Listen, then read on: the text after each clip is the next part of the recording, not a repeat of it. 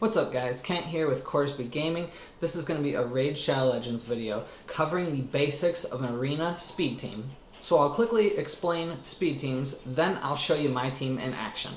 After that, I'll break my team down and explain it so you can set up your own speed team.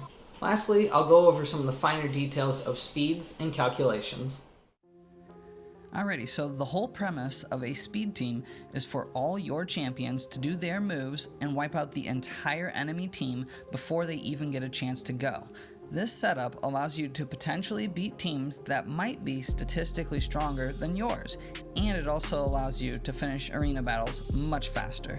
Alright, so here's my team, and I'll go ahead and show you them in action against another team that's pretty strong. So this team is fairly equal as far as their team power goes. They definitely have some good champions, but since I know I'm going to be going first, I am pretty sure that I can win this very easily. Alright, so first up, Arbiter. She's fastest person on the board, so she gets to go first. And then I will use Ray, so all the enemies have a shield buff up, which gives them a lot of extra health. So I'm going to go ahead and use her Banish move, which removes all their buffs.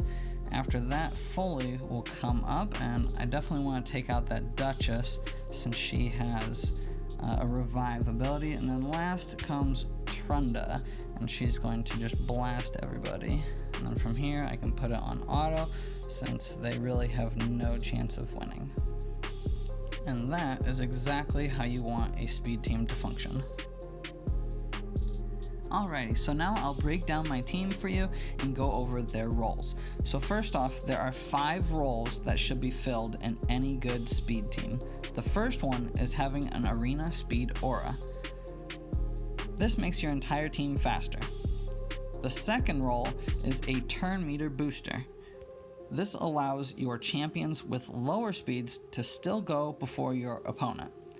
The third role is a buffer or debuffer. Placing increased attack or defense allows for much more damage output. Now, if you'll notice, Arbiter fulfills these first 3 roles for me. She has an arena speed aura, a turn meter boosting move, and a buff of increased ally attack. She's a one-of-a-kind champion though, and is widely used by most endgame players, but don't worry if you don't have her yet, you can get her by completing the missions, and there are decent replacements for her in the meantime. Back to the other roles though, and role number 4 is a crowd controller. This means either decreasing the enemy's turn meter or applying stuns or freezes or fear debuffs. This gives your team more flexibility in its setup and can cover up potential bad RNG on hits or mistakes engaging your opponent's strength. For my team, Ray fills this role since she has an AoE freeze, and she also fills role number 3 of a debuffer since she can remove enemy buffs as well as place a decreased defense debuff. The last role is a damage dealer, and this usually comes in 2 forms, a nuker or a sniper. A nuker will be someone who deals huge damage to the entire enemy team. Trunda does this for me as she is one of the best nukers in the game. A sniper would be someone who deals huge amounts of damage to a single enemy. This is useful if an enemy champion has a revive ability and you want to be sure to take them out. Foley kind of fits this role for me since his A3 attacks all enemies but then attacks a targeted enemy again. This move also decreases the enemy's turn meter, so he helps in role number 4 as well. So in breaking down my team, you'll probably notice that I have champions fulfilling multiple roles. This is essential to having a functional speed team, and luckily there are so many good champions in the game right now that it's not too hard to do this. Of course, some champs are clearly better than others, but if you can be flexible and creative, I'm sure you can come up with a functional speed team. It's also worth noting that some roles are more important than others.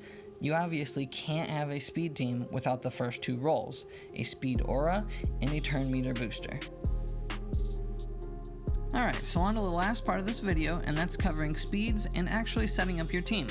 So when setting up your team, you want to do it in the order that you want your champions to take their turns. So first is the speed booster, and this champ is very simple. Just make them as fast as possible. For example, here's my Arbiter. She's in full speed gear, and all of their pieces of equipment have speed as a substat with as many rolls on speed as possible.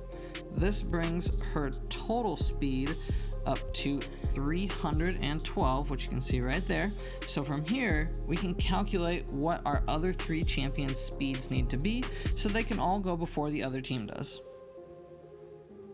Now there is a speed calculator to determine specifically what speeds you need in order to not get cut, and I'll put a link to that in the description, but just for the sake of keeping this video as simple and easy to understand without going into a ton of math, you want your other champs to be about 80% of the speed of your booster champ. So for me, my Arbiter's speed is 312. Rey is next at 246, then Foley at 240. Last is Trunda at 220. Now she is a bit slower because of Foley's decreased enemy turn meter ability. I will also mention that these speeds I'm showing don't take into account the speed aura, which is necessary for an exact calculation, which I've done with this team, but once again, I'm presenting it this way just for the sake of keeping things simple and to provide an example. I would only really recommend using the speed calculator if you are close to an endgame player and have a fairly set team, just because every time you got a better champion or piece of speed gear, you would have to go back and recalculate the speed for the entire team, which can be fairly tedious. Alrighty guys, so that is going to wrap up this video. If it was beneficial to you, please consider subscribing. If you have any questions about anything I said, go ahead and put it in the comments. Thanks for watching. Hope you have a good one. I'll catch you next time.